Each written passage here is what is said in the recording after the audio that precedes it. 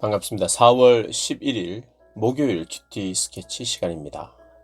오늘 본문은 열왕기상 4장 1절부터 19절까지의 말씀입니다. 오늘 본문은 이렇게 시작합니다.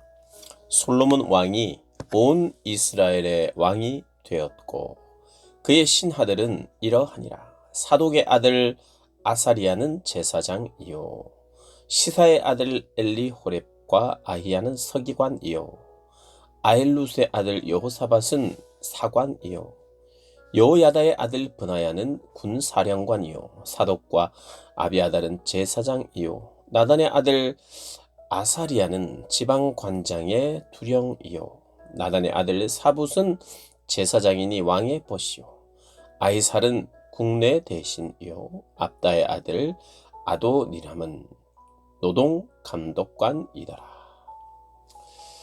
오늘 본문은 이제 어떻게 이스라엘을 다스리는가, 어떻게 통치하는지 이스라엘의 상황을 또 설명을 하고요. 또 하나님께서 주신 지혜, 하나님의 은혜가 또 무엇인지를 말하고 있습니다.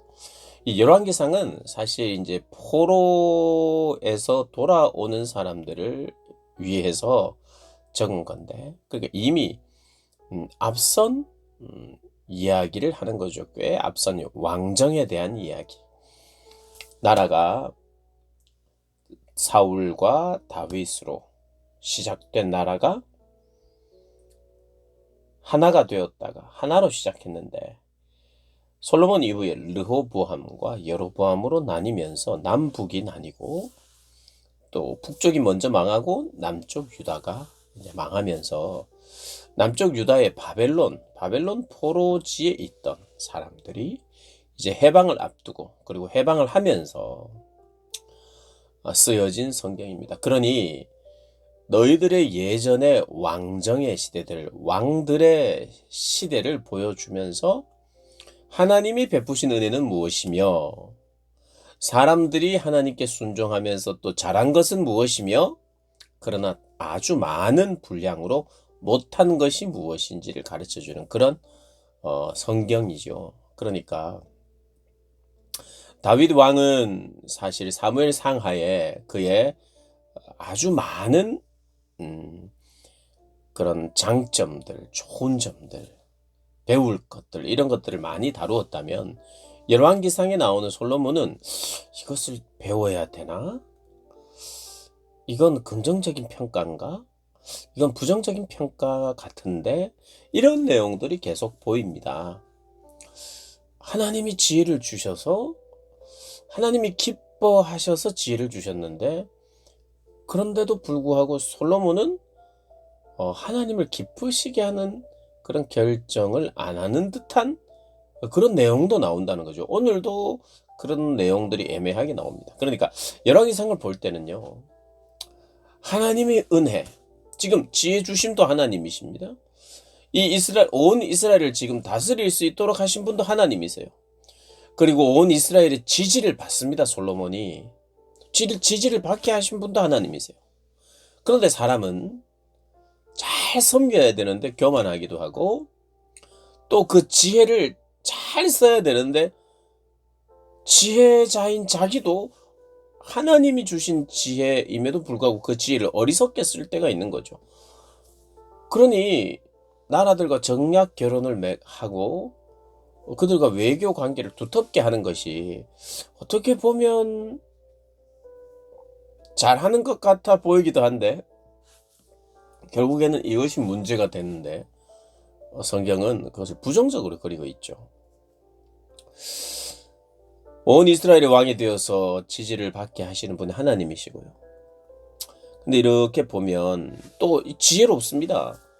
이제 지방의 관리들을 두면서 12지방을 관장하도록 하는 리더를 뽑는, 그러니까 조직하는 거죠.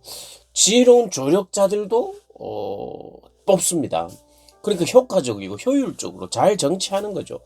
물론 다른 나라도 이렇게 했겠지만 솔로몬의 지혜 중에 하나는 이런 것입니다. 하나님이 허락하신 지혜 중에 하나는 잘 조직하고 나라를 다스리는 데 있어서 효과적으로 다스리기 위해서 중간 지도자들이 필요한 것이거든요.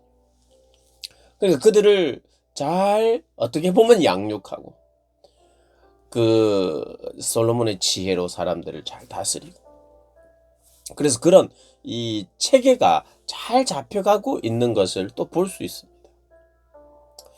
그런데 언제나 권력은, 왕도 그렇고, 문제를 일으키는 것이 무엇인가? 권력은 오래 가지고 있으면 부패하는 것이죠. 이스라엘도 예외가 아닙니다. 그런 부패와 교만들이 있을 때, 정말 이 잘 다스린다는 것은 무엇인가? 신약에 와서는 예수님께서 제자들을 통해서 섬김의 도를, 이 12지방이 있고, 12이라는 것은 어떻게 보면 월 12지파, 완전수를 의미하는 것이거든요. 그러니까 행정 개편이, 이 조직이 12로 나뉜다는 것도 어떻게 보면 완전수이기 때문에 잘 다스린다? 또 잘 다스릴 수 있는 구조다라는 것을 말하죠. 그러나 또 동시에 인간들이 이것을 맡았을 때에는 부패하고 타락하고 무너지는 것도 경험하게 되죠. 잘 다스린다는 게 뭔가? 성경적으로 잘 다스리는 건 이제 신약 시대의 12지파를 대표하는 12제자들이 잘 다스리는데, 그 다스림은 섬김입니다. 섬김. 그러니 섬김의 다스림으로 하나님 나라, 진정한 하나님 나라는 섬김의 리더십이죠. 근데 인간들은 결국에는 잘 나누기도 하고 행정 조직도 잘 하지만 그곳에서 타락하고 문제가 생기는 것도 볼 수 있습니다. 어쨌든 그러나 그럼에도 불구하고 이 12 조직을 만드는 것은 좀 지혜로운 것이죠.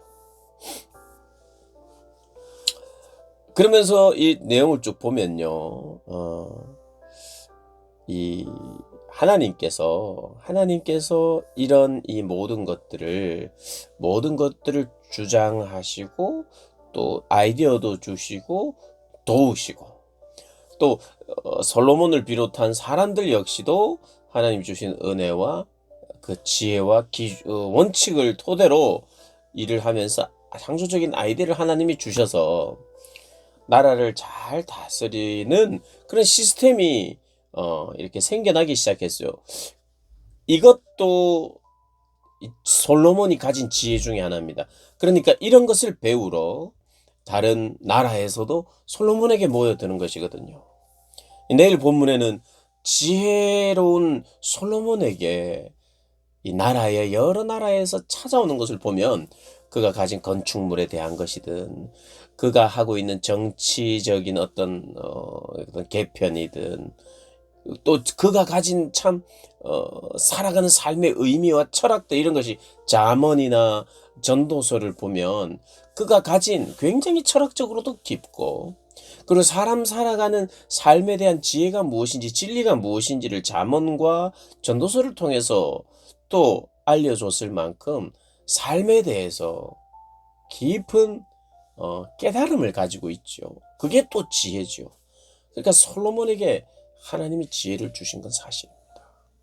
그래서 그 지혜로 하나님의 이름을 높인 사람이지만, 그럼에도 불구하고 솔로몬에게 10왕들이 갔던 잘못된 길로 가는 그런 모습도 솔로몬에게 있었고, 하나님이 기뻐하시는 모습도 있었고, 또 르호보암, 여로보암으로 이제 남북 이스라엘이 나누면서 거기에 있는 그런 여러 왕들이, 샘플이, 좋은 왕은 다윗 왕처럼 한 사람이 좋은 왕이고, 다윗 왕처럼 하지 않은 사람은 악한 왕이었죠. 그 기준이 될 만한 사람은 다윗이었고, 다윗 외에 선한 왕도 있었으나 솔로몬은 한편으로는 하나님의 은혜를 받은, 그래서 하나님께 지혜를 구해서 잘 다스리면서 동시에 또 부정적인 모습도 함께. 그래서 이 성경을 보면 부정적인 모습과 긍정적인 모습에 대한 긴장을 가지고 우리로 하여금 하나님의 말씀을 보면서, 우리는 사실 한 인물을 긍정적으로 다 표현하고 하나님이 한번 칭찬했으면 그 인생 전체가 칭찬 일변도가 아닐까라고 생각을 하고 그렇게 기대하기가 쉬운데 성경은 그렇게 표현하고 있지 않아요. 그래서 그런 것들을 살피면서 그래 내 속에도 역시 하나님이 기뻐하실 때가 있지만 기뻐하는 나 자신 내가 한 일 때문에 기뻐하고 하나님이 좋아하셨는 것 같은데 그 다음 문장을 보면 또 어리석은 선택을 하는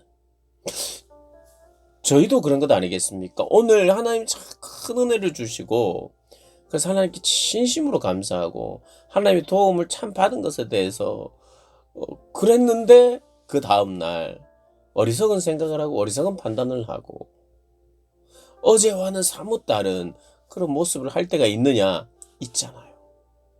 그러니 하나님의 말씀을 통해서 솔로몬의 그의 삶과 신앙을 보면서 우리의 모습도 보고 배울 것은 배우면서 또 지혜롭지 못하게 선택을 잘못하는 것은 또 우리가 경각심을 가지고 바라보는 그런 것이 어떻게 보면 지혜이죠. 우리도 지혜롭게 하나님의 말씀을 봐야 할 것 같습니다. 오늘 본문을 통해서 우리가 깨닫게 된 바 하나님의 은혜를 감사하며 살아야 하고 그러나 우리는 여전히 감사하면서 사는데도 불구하고 부족한 한계가 있고 또 죄악이 있고 죄된 본성을 따라 선택하는 것이 있는 참 연약한 그런 사람이라는 것을 기억하고 늘 깨어 있으려고 몸부림칠 뿐만 아니라 내가 잘못된 길로 갔다 싶으면 그 즉시 무릎 꿇고 하나님 앞에 되돌리기를 간절히 바라는 이런 어떤 우리 안에 있는 순수한 모습 그리고 정말 늘 회개하려는 그런 모습이 중요한 것이다 하는 것을 우리가 배우게 됩니다. 그런 겸손으로 하루하루 살아가시는 우리 모든 분들 되시기를 주님의 이름으로 축복합니다.